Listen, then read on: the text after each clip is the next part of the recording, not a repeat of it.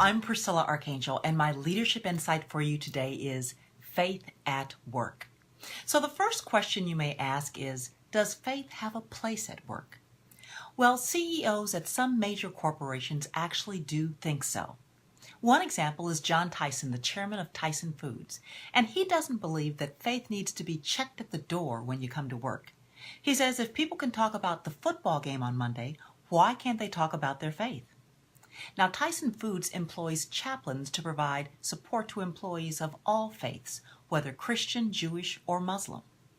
Another example is Conrad Hilton, the founder of Hilton Hotels, and he had a deep devotion to God that permeated all of his business decisions and his personal life.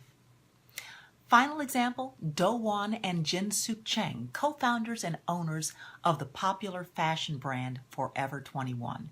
And they placed the scripture John 3:16 on the bottom of every store bag as a statement of their faith.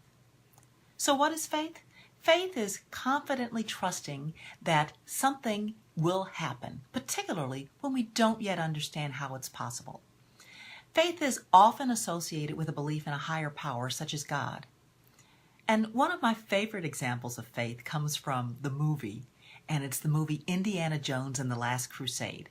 At the climax of the movie, Indiana, of course played by Harrison Ford, has to save his father's life by quickly finding the Holy Grail.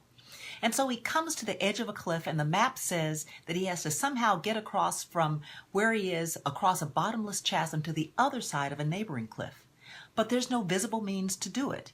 And there's nowhere else to go, but the map has proven true up to this point. So he takes a deep breath, then lifts one foot and steps forward, muttering to himself that he's taking a leap of faith. And then his sigh of relief is almost palpable when he finds that a path of rock, a span of rock, has appeared before him, bridging the distance across that deep void. His belief in the origin of the map is the basis for his exercising faith that his steps were correct. And in a similar manner, your experience with the maker of your map is the basis for you exercising faith. So, can you really bring faith to work?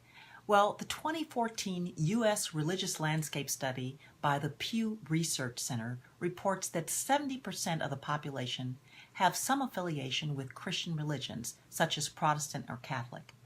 And there's another 6% that identify with a non-Christian faith like Jewish or Muslim. And finally, another 22% report no religious affiliation. So there's still a high percentage of employees bringing some measure of faith into the workplace. Yet, like politics, it's an often avoided or delicately broached topic for fear of offending or being accused of proselytizing others. But as companies seek to engage and retain employees, and they talk about bringing your whole self to work, there may be some benefit in opening a respectful dialogue about faith at work. As a leader for many years in corporate America, I brought my faith to work every day. I often prayed on the way to work and while walking to meetings, and this took the focus off my own capabilities and placed it instead on God's ability to intervene in every aspect really of my work. I'd memorize scriptures that would help me to concentrate on how God would help me in a variety of situations, and thus instead of maybe overreacting emotionally when things didn't go as planned, it gave me a new level of peace.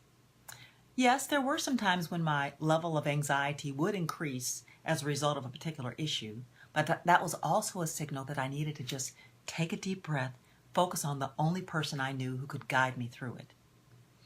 I found that leaders who exercise faith at work tend to follow 4 strategies for success. The first one is they listen. Specifically, they hear what God is saying about their work. They hear ideas on how to complete it and insights and wisdom on how to approach it. Number 2, they obey. They put their faith into action even when it doesn't appear to make sense. They are not afraid of what others are going to think, and they're comfortable seeing just the next step ahead instead of having to see the complete pathway. Third step, they believe. They believe that God is really working in and through them and that He has a bigger plan than they can even imagine. They're not surprised when unexpected things happen and impossibilities become possibilities. And number 4, they receive. They receive miracles from God manifested in tangible business results and achievements. So, do you bring your faith to work? And if so, how does it show up as an asset in your workplace? Thanks for listening.